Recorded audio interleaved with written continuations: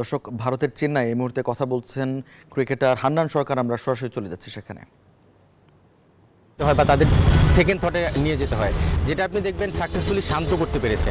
শান্ত কিন্তু বেশ কিছু ডিফারেন্ট টাইপের শর্টস খেলেছে, যেটা টেস্টে সাধারণত আমরা কম দেখি, যে sweep, reverse sweep, even down দিকের যে শর্টসগুলো খেলা।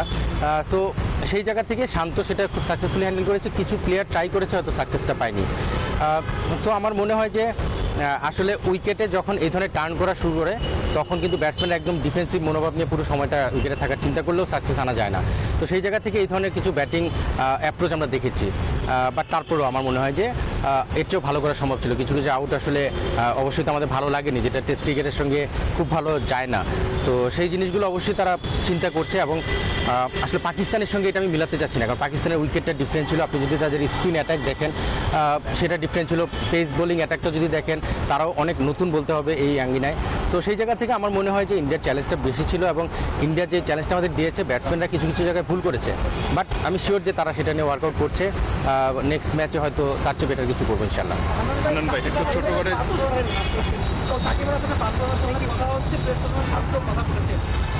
আপনি কি বলবেন?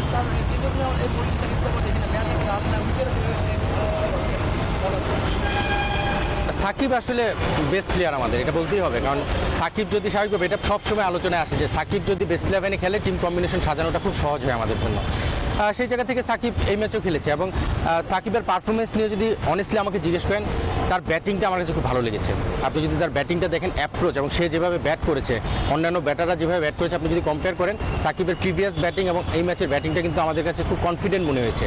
খুব স্বাচ্ছন্দ্যে ব্যাটিং করেছে, টাফ টাইমটাকে কীভাবে হ্যান্ডেল করেছে সেটা আমরা দেখেছি। হ্যাঁ, রানটা বড় করতে পারেনি, দ্যাটস ট্রু।